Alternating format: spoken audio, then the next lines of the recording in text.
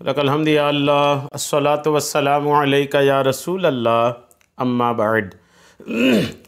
सिलसिला नाज़रीन की तरफ से पूछे गए सवालों के जवाब पेश करने का।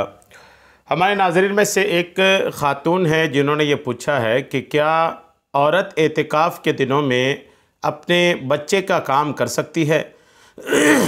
बच्चे का काम करने से क्या मुराद है? ज़ाहिर सी बात है, बच्चा है तो उनके खाने पीने का करना या उसको दूध पिलाना या उसके कपड़े तब्दील करना, ये अगर औरत एतिकाफ़ में बैठी है तो अपने बच्चे के लिए ये कर सकती है या नहीं। अगर दूध पीता बच्चा है तो दूध पिलाने का मामला होगा। आजकल डायपर चलता है, बच्चों को पहनाते हैं, वो डायपर चेंज करने की बात हो, या दूध पीता बच्चा नहीं कुछ बड़ा है तो उसको खाना खिलाने वगैरह का मसला हो, कपड़े वगैरह तब्दील कराना, चेंज कराना हो, तो औरत एतिकाफ़ में बैठकर ये सब कर सकती है या नहीं। आइए तवज्जो के साथ जवाब सुनने की कोशिश कीजिए। औरत के एतिकाफ़ के मामले में जो ज़रूरी चीज़ें हैं वो ये हैं कि औरत का एतिकाफ़ जो है वो ये है कि अपने घर की मस्जिद में एतिकाफ़ करे। घर की मस्जिद से मुराद वो जगह या वो कमरा है जहाँ आम तौर पर औरत नमाज़ पढ़ती है। अगर घर में कोई कमरा नमाज के लिए ख़ास नहीं है तो एतिकाफ़ के लिए किसी जगह को ख़ास किया जा सकता है। जब औरत उस कमरे में सुन्नत एतिकाफ़ की नीयत से दाखिल हो जाएगी तो उसके लिए उस कमरे की हैसियत वही होगी जो मर्द के लिए मस्जिद की हैसियत होती है। किसी ज़रूरत के बग़ैर उस कमरे से निकलना जायज़ नहीं होगा। नीज़ औरत अपने एतिकाफ़ में अपने शीर खार दूध पीते बच्चे को अपने साथ भी रख सकती है और उसे दूध भी पिला सकती है। औरत अगर दूध पिलाने वाला बच्चा उसके साथ हो, शीर खार बच्चा हो, तो औरत शीर खार बच्चे को लेकर भी एतिकाफ़ में बैठ सकती है। और जब शीर खार दूध पीता बच्चा को लेकर एतिकाफ़ में बैठ सकती है तो फिर एतिकाफ़ के दौरान उस बच्चे का सारा काम भी कर सकती है। बस ये ख्याल रखना पड़ेगा कि जिस कमरे में आप एतिकाफ़ की नीयत की है, जिस कमरे में आपने एतिकाफ़ में बैठे हैं, उस कमरे से बाहर नहीं होना है। उस कमरे के अंदर रह कर के आप अगर बच्चे का काम कर रही हैं तो इसमें कोई हरज नहीं है।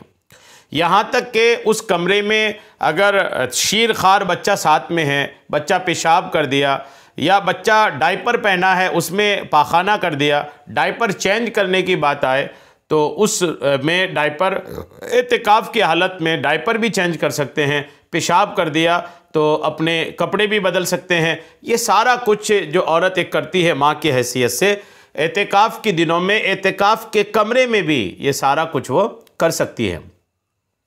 किसी के जहन में ये ख्याल आता हो कि चूँकि जिस रूम में औरत एतिकाफ़ में बैठती है वो तो उसकी मस्जिद कहलाती है, वो चूँकि वो कमरा चूँकि उसका मस्जिद कहलाता है, और जब वो मस्जिद है तो फिर मस्जिद में तो डायपर वाला मसला नहीं है, मस्जिद में पेशाब पाखाने का मामला या इस तरह के बच्चों को ले जाना मना है। तो याद रखना चाहिए कि औरत जिस कमरे को एतिकाफ़ के लिए मुकर्रर करती है वो उसके मस्जिद बैत ज़रूर कहलाता है, लेकिन एक वो मस्जिद जो नमाज के लिए बनाई जाती है उस मस्जिद के सारे अहकाम इस मस्जिद बैत में, घर की मस्जिद में सारे अहकाम नहीं होते। बहुत सारे फ़र्क हैं।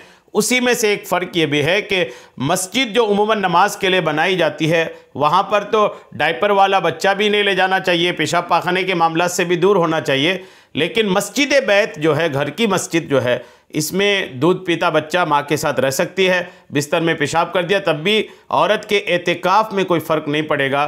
डायपर पहना रखी है तो एतिकाफ़ के दिनों में उसी कमरे में रहते हुए डायपर भी चेंज करा देगी, तब भी उसके एतिकाफ़ में कोई फ़र्क नहीं पड़ेगा। बहरहाल ख़ुलासा यही है कि औरत एतिकाफ़ में अपने साथ अगर बच्चे को रखती है या नहीं भी रखती है, दोनों सूरत में उसी रूम में रहते हुए बच्चे का काम कर सकती है। उम्मीद है बात आपको समझ में आ गई होगी। अल्लाह करीम हम सबको शरीअत के तमाम मसाइल सीखने, समझने और उस पर अमल की तौफ़ीक़ अता फ़रमाएँ। आमीन बिजाहिन नबिय्यिल अमीन सल्लल्लाहु तआला अलैहि वसल्लम।